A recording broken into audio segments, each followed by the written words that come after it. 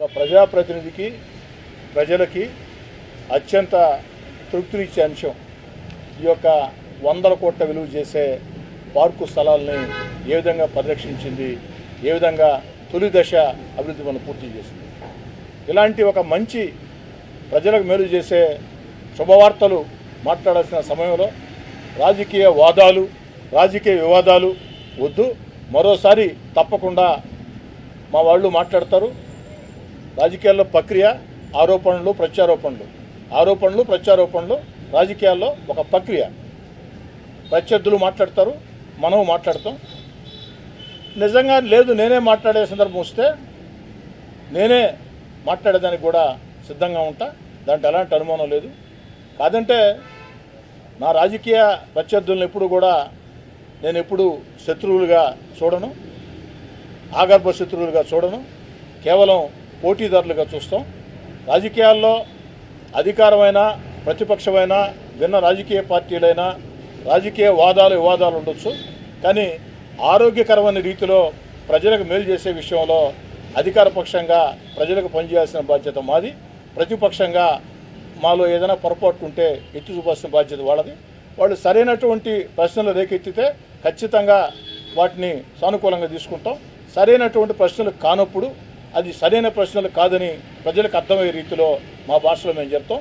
నేను మళ్ళీ చెప్తున్నా, నాకు ఎన్నికల వేళ మాత్రమే జెండాలు అజెండాలు. ఎన్నికలు లేని వేళ ప్రజా సమస్యల పరిష్కారం, అభివృద్ధి అజెండా. వేరే అంశాలు వీటి గురించి కూడా నేను ఆలోచన చేసేవాడిని కాదు. మీరు ఈ యొక్క 3వసారి నేను ఎమ్మెల్యేగా ఎన్నికైన తర్వాత తెలుగుదేశం పార్టీ కూటమి అధికారంలోకి వచ్చిన తర్వాత మీరే చూస్తున్నారు. నెల్లూరు రూరల్ నియోజకవర్గంలో ఎక్కడా కూడా చిన్న అడ్డమైనటువంటి వివాదాలు కానీ ఏదీ లేకుండా 10 కాలాల పాటు ప్రజలకు మేలు చేసే కార్యక్రమాలకు శ్రీకారం చుట్టాం. మీ కోటమిరెడ్డి శ్రీధర్ రెడ్డిగా, మీ స్నేహితుడిగా అదే పందా కొనసాగుతుంది. రాజకీయ విమర్శలకి ఖచ్చితంగా ప్రతి విమర్శలు ఉంటాయి. అది అవతల వాళ్ళు ఏ విధంగా మాట్లాడితే యువతల వాళ్ళు దానికి సమాధానం ఇస్తారు.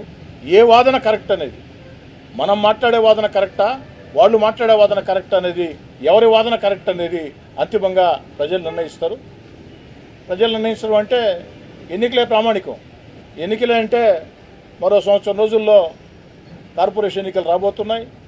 మరో 4-5 నెలల్లో పంచాయతీ ఎంపీటీసీ ఎన్నికలు రాబోతున్నాయి. నెల్లూరు రూరల్ నియోజకవర్గంలో ప్రజలు ఎలాంటి తీర్పు ఇవ్వబోతున్నారో కూడా అందరూ ఖచ్చితంగా చూస్తారు. ప్రజల మీద ఆ సంపూర్ణ విశ్వాసం నాకుంది.